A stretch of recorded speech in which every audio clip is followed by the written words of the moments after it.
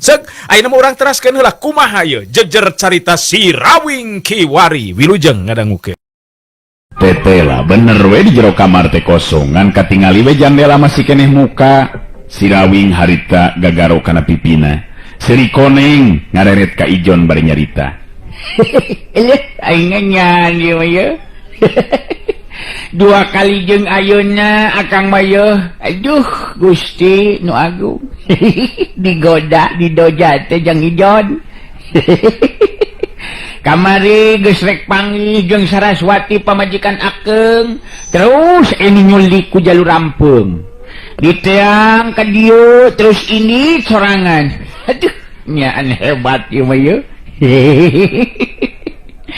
Maukem bet asa jadi ngarasa boga salah lantaran memang rumasa tekung singabejaan ka Saraswati yen si Rawing salakina teh aya di Karangjago. Ma nu salah teh mah Jang Rawing rumasa masalah beteng ngabejaan ka Nyai Saraswati upama Jang Rawing teh aya di dieu da eta tadina gemper jeung kasiman mak teh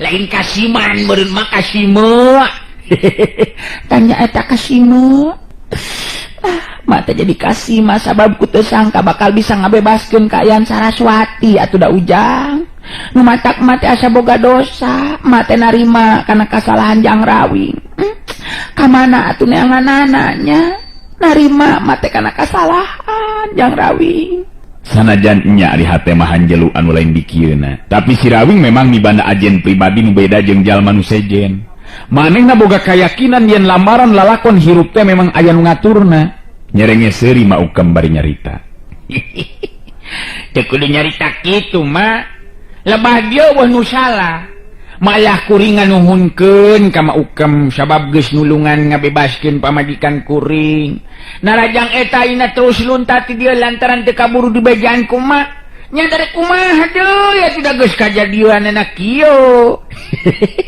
nyangan jelema hirup teh hese mah geus keun bae ulah ngarasa boga saleuh sagala rupa mama pokoknya mah nu penting mah tenang ayo ayeuna mah urang katepas di bae mah Jang Ijon ayo atuh Maukem geus kitu mah tiluanana terus lempang di muru katepas imah katingali si Banteng Bulung nyerenge seuri bari nyarita ditujukeun ka si Rawing Ngumaha ka ngawing-ngawing ngaya cenah Saraswatina nyeunah mah ngeuker masaknya kan walah namun itu mah ngatu jadi ngurang ngariung kan si Rawing mencereng ka si Banteng Bulung dampaleungeun si Rawing meta cebet kena pisan kana pipi si Banteng Bulung waduh naon ngalakannya bohok ngawing-ngawing makanya mawing menaon ujug di nyabok atuh danya tengah tipisan si ateng mah teh nyaho batur keur sumpek angen kalaka kana ngurang ngariung we itu ngeunanya dampaleungeun akeng ngeunah wah kang ngawing-ngawing mah meuni meures ngoy kunaon ngalaka ngambekan kitu kang ngawing-ngawing kadenge itu tadi caritan Maukem teh Saraswati teh lunta ninggalkeun ieu tempat dia ku akang diteangan ke tempat atawa ka kamar tempat ngeremna bener be Saraswati teh eueuh deui teh lunta indit lantaran teu nyahoeun aya akang di dieu sabab teu kaburu kabejaan ku Maukem wah gitu kang ngawing-ngawing aduh nguing bener-bener jadi nganjelu ngamun gitu mah ngaduh nganjakal deui bae ieu mah kang ngawing-ngawing wah jadi cenah Saraswati ngeunggeus kinit deui wae meureun nya kang ngawing-ngawing nya indit di bae euy aduh edun ieu pengalaman jeung lalakon teh paingan geus beda karasana kana kurunyudna hate teng teu jauh disangkaan aduh nyaan dicobi terus teng tapi teu naon ketang teng nya da kangaranan hirup atuh boga naon teh tamparan lalakon masing-masing teng Mumanga tungamun ngurang nyusulan bengayon nama ngurang tiangan kang ngawing-ngawing nyabab ngacan jauh meren nginit na ngogen ngayong ngurang ngariung ngurang nyusul kang ngawing-ngawing. Moal kasusul teng sabab init na Saraswati teh dibarengan ku hate nu sieun aya nu nyusul nu jelas pasti moal bisa ditangtukeun di kamana arahna kamana initna. Timbada urang makapanan sagala rupa ge aya jejerna aya nu ngaturna teng kudu ngarteuy. Sanggakeun we kan nu musik malikeun urang salerea teng. Wah gitu kang ngawing-ngawing. Waduh nguing bener-bener jadi nganjelu lamun gitu mah. Nganjaka deui bae ngieu mah kang ngawing-ngawing. Wah jadi Saraswati nganggeus nginit deui bae borenya kang ngawing-ngawing. Nya init deui be euy. Aduh. Edun ieu mah yeuh pangalaman jeung lalakon teng. Paingan geus beda karasana kana kurinyudna hate teng.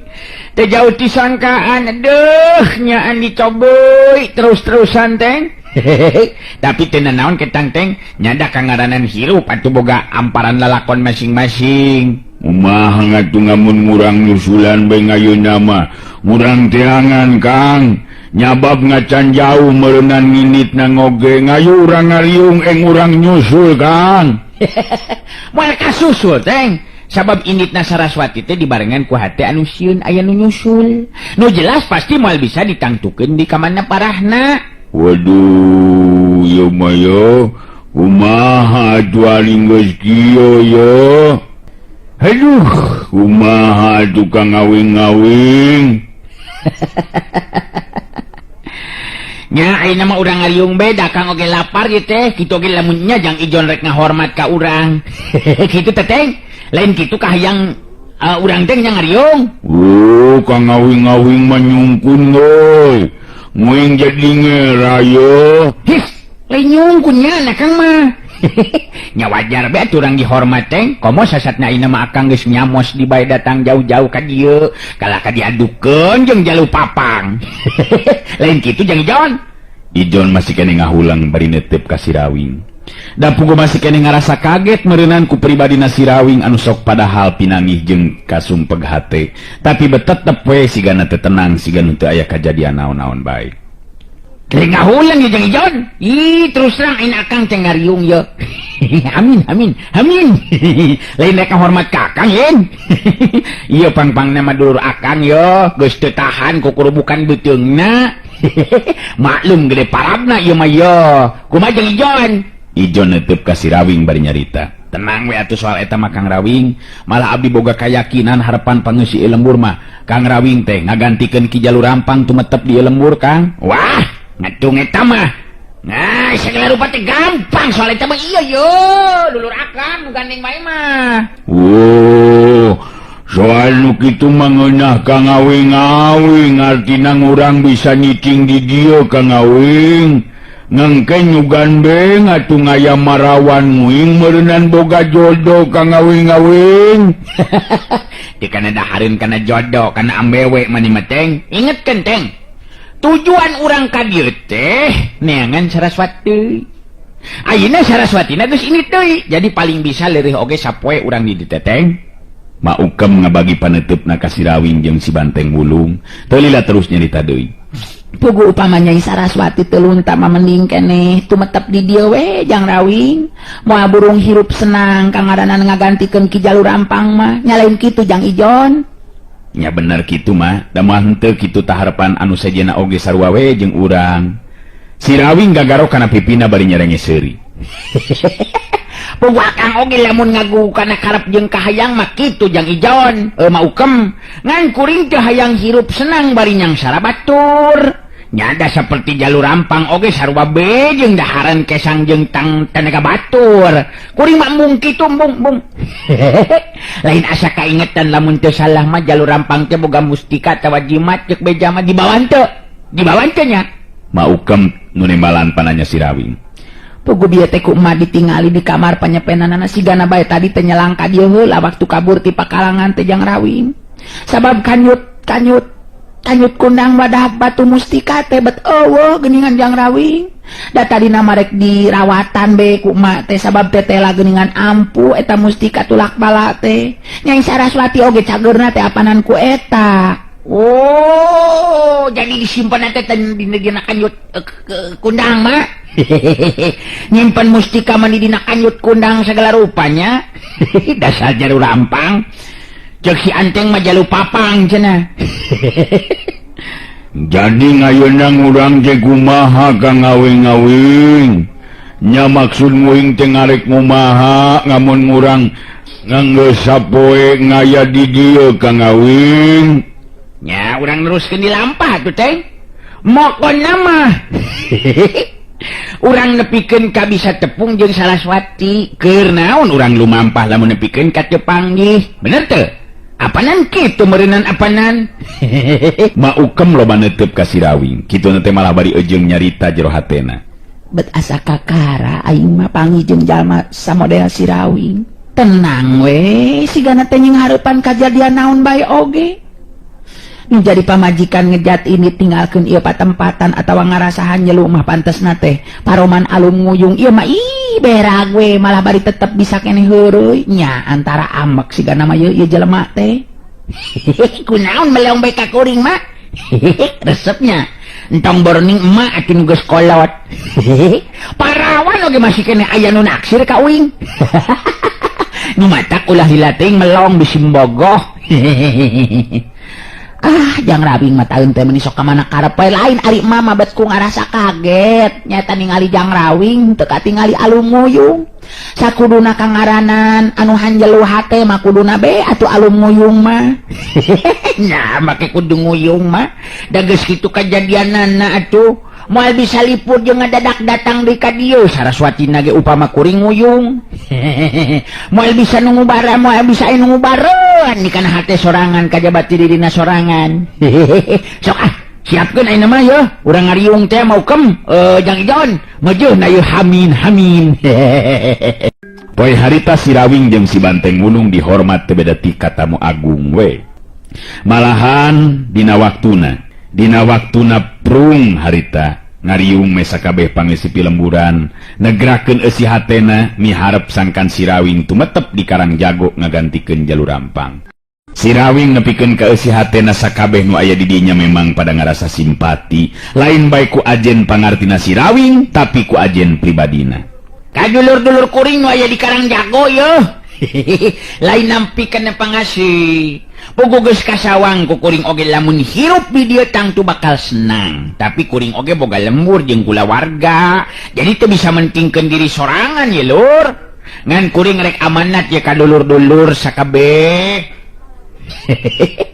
Omat talajak jeung tinakan jalur rampang ulah diturutkeun. Di ieu lembur Karang Jago geus teu kudu aya rajana jago. Sabab anu jago kangaranan sok cilaka mah. Anu jago anu salamet hartina teu boga musuh jeung teu dipikageuleuh batur. Nu mata kuring menta jalur rampang teu kudu aya nu ngagantikeun. Tumuwuh mekarna di ieu lembur estu gumantung kumaha nu ngeusianana. Ari sabab anu jago sabenerna mah bogu kahirupan kabengku ku Jaya jeung Emen. Jaya jeung apes maksud teh. Kumaha kaharti lur? Kartos. Kaweh nimbalan saur manuk. Nya kitu. Jadi nu kudu diteangan mah kasalametan sabab sanajan kuring oge mangsa neuleuman ilmu bela diri teh lain keur neangan musuh atawa nambahan lawan. Tapi pikeun ngabela diri upama kacangkir bangban, leuwihna ti eta pikeun nambahan tali mimitran kaduduluran kitu. Jadi eueuh nu jago di alam dunya mah najan ayeuna naon bae oge pangkat berendel kadudukan boga ente jago ente kabeh oge eueuh nu jago manusia mah angin zat nu maha kawasa Allah aja wa jalla anu moal aya anu mapakan tuh kitu. Caritaan si Rawing memang bet pajauh pisan jeung caritaan jalur rampang. Teu matak aneh upama nu ngariung teh jadi beuki simpati ka si Rawing. Opat jago Karang Jago nu satarina aya ditungtung curugna jalur rampang katingali dari apisan dina ngabandungan guaran carita si Rawing. Malah si Rawing oge ngareret ka eta opat jago bari teu lila terus nyarita deui. Tah kayak dulur kuring nopateun yo. Di antara nu jang ijon katinu sejena kade ulah diturutan tindakan seperti jalur rampung sarta anjeunna opatan teu kudu umangkeun ngarasa pangjagonna deui sabab sanajan jago kangaranan geus paeh mah tetep be kudu dikuburkeun ku batur dina ieu hal tangtina oge tatangga-tatangga anu deukeut jadi ulah yang disebut jago lamun can bisa paeh ngubur maneh aya nu bisa paeh ngubur maneh. Ijon ngawakilan tilu baturna harita cumarita amanat oge kasauran Kang Rawing ku abdi opatan tangtu diestokeun pisan dina harti jadi bahan perhatian sabenerna mah memang loba anu teu panuju kana tindak laku Ki Jalur Rampang teh Kang Rawing tapi saha jalmana anu wani ta ayeuna mah saolah-olah ieu lembur teu bebas tina kakawasaan Ki Jalur Rampang. Iya nu mah teu geura makakeun ieu lembur malah geus waktuna pikeun ngawangun ieu lembur sangkan jadi lembur anu mukti pikeun para patani anu dagangna pada senang. Ku cara rempuk jungkung sauyunan lain dipikir-pikir bet jadi tunduh geus deusian beuteung mah nyeteng. Aduh tengeunangeun aing mah yah geus tunduh. Pokoknya mah yo ari hirup manusia maulah sok adigu ngadiguna asa aing pangakeungna asa aing pangjagona asa aing pangbeungharna moal aya jago moal aya beunghar moal aya siutus eta monggo Allah mah kabeh ge sarua jalma anu takwa nu dianggap mulia ku Allah tuh nu matagen. Aduh dondo beuteung teh geus deusian sok terus ngarelak dondo ke geus saudang sare lapar deui. Beuteung ngeunaheun si Rawing keur nyarita dari oge bet mengkol kana hal anu sejena si banteng wulung anu nyanda dina tembok bari sila harita katingali panon geus semut tunduh. Aduh memang bener Kang Awing muduna mah aya buah-buahan ngamun geus ngariung ieu mah Kang Awing biasana mah sok ngaya buah ngedong jeung buah ngarum manis Kang. Ngenak mereunanya peedo. Cik atuh teng ari geus deusian mah tong rupa-rupa make jeung men tabung buahan segala rupa ulah ngerakeun ka akang atuh teng abong deukeut ka laut di dieu mah meni hareudang peuting oge nya teng munya nu matak muduna mah ngaya bumbuahan nganu nyeger-nyeger Kang Awing. Aduh namun aya nu nyeger-nyeger teh aduh. Si banteng wulung harita ceplaknya anggeus tunuhun siga nama ngan untung ngariung teh di jero imah Jalur Rampang nu kawilang gede jeung laluasa. Peuting harita di tempat sejen Maningsih jeung Nyi Asih sabenerna mah geus salare tibra nya kitu di Marlan malah Maningsih masarena teh teu boleh bareng jeung incuna nyaeta Rasanti budak awewe adina si Keling anu umurna kakara 7 tahun. Di sabang prak si Rawing jeung Saraswati sarta si Keling eueuh di pilemburan karasa ti poe ka poe teh beuki simpe. Kayaan pilemburan nu kungsi diranjah ku karaman gempar karoban memang jadi nari kolot. Komo ku eueuhna si Rawing manu dijadikeun gunung panangeuhan ku pangeusi lembur bet beuki nambahan ti iseunana eta pilemburan. Di antara sora papaes peuting kaening sora jangkrik jeung sajabana kadenge harita hawar-hawar sora anjing nu babaung. Marlan katingali harita ngulisik hudang lilir tina sarena.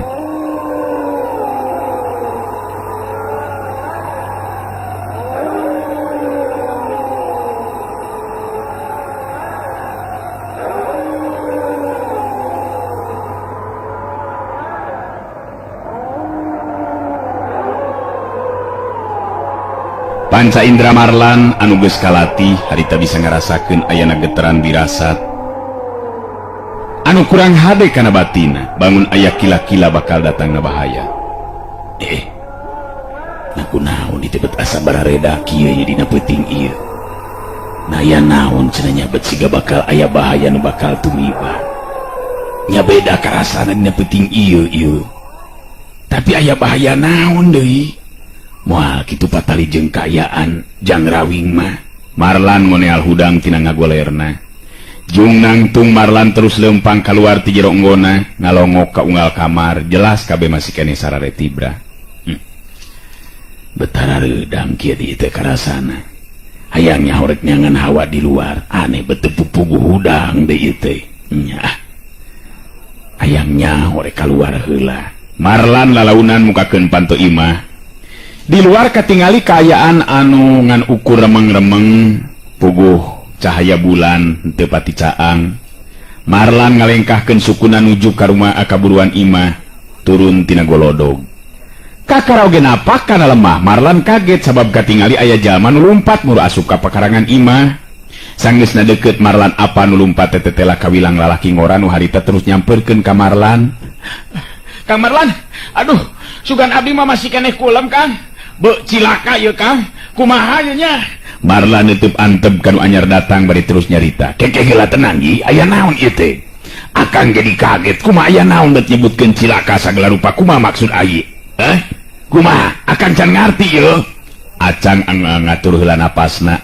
Anu jelas sigana bae cukup jauh lumpat nuju nepikeun ka dinya teh. Abdi teh keur ngarona Kang Marlan, keur ngurilingan ka belah kulon. Duaan di batur anu aina bareng ngarona. Aina ngahaja di ditu ngadagoan Kang.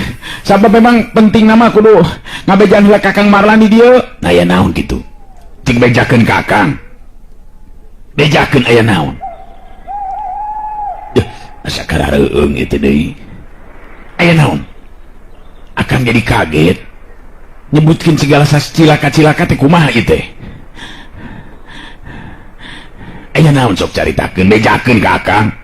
Aya jelema jahat atau kumaha? Ku abdi tiluan ka intip Kang. Jelas eta mah geus masalah deui 5 anggota gempar karoban Kang dipingpin ku aki-aki ngaranna Ki Jaro. Nyata bakal nuju ka dieu Kang. Nyilik dina rigig sarta leumpang oge jelas boga maksud goreng ka kulawarga Kang Rawing nya ka Kang Marlan di dieu. Marlan ngegeter hatena ngadenge beja yen bakal kadatangan ku 5 anggota karaman gempar karoban ruka teuing rek naon maksudna. Narek naon deui cenanya anggota karaman gempar karoban datang ka dieu teh. Aya wae mah ieu. Jelas rek nuju ka dieu eta teh yen Ceng. Egi Acang. Acang ungeuk pinuh kayakinan. Abdi tiluan teu wakawani ngayakeun tindakan Kang Marlan. Sabab jelas moal mampu ngimbangan eta 5 anggota karaman gempar karoban. Ngan waktu diintip jelas caritanana teh kitu tak Kang tah. Nyata boga maksud rek datang ka dieu ka imahna Kang Rawing. Duka teuing naon maksudna mah Kang Marlan? Marlan ngarenghap narik napas panjang deui. Dirina teu miharep upama pangeusi lemur dina peuting harita jadi gempeur. Tenang ya Cang, tenang. Jadi sagala rupana ulah sok waka gempeur atawa nepikeun karibut ngariweuhkeun pangeusi lemur. Urang tetep tenang ya Cang.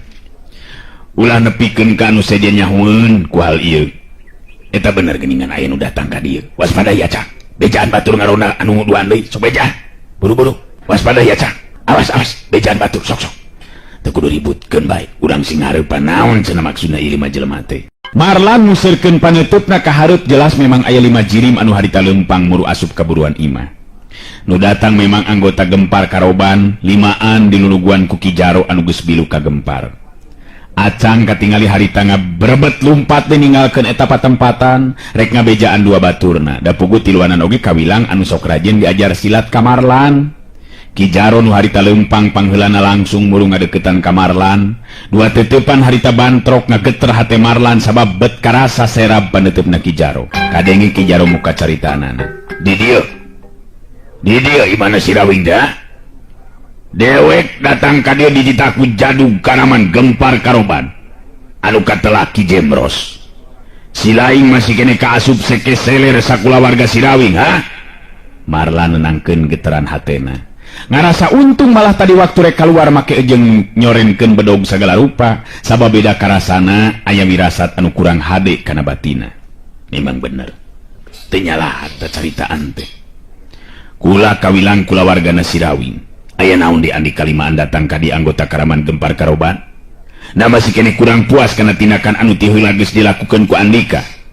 Bener-bener Andika anggota karaman anu teu boga pikiran masih kene boga karep pikeun ngaranjah di ka ieu lembur. Ki Jaro sakedapan mah harita sikepna jumago nulak cangkeng bangun kacida pisan ka Marlan komo ieu datangna ka dinya teh dipercaya ku Ki Jembros pikeun mimpin 4 anak buahna. Wak tos na geningan parantos teu nyekapan atuh cag urang cekapkeun dugi ka dewe heula atuh acara dongeng kiwari neraskeun cariyos Sirawing Kiwari garapan Wakepoh Kiwari hatur nuhun permios.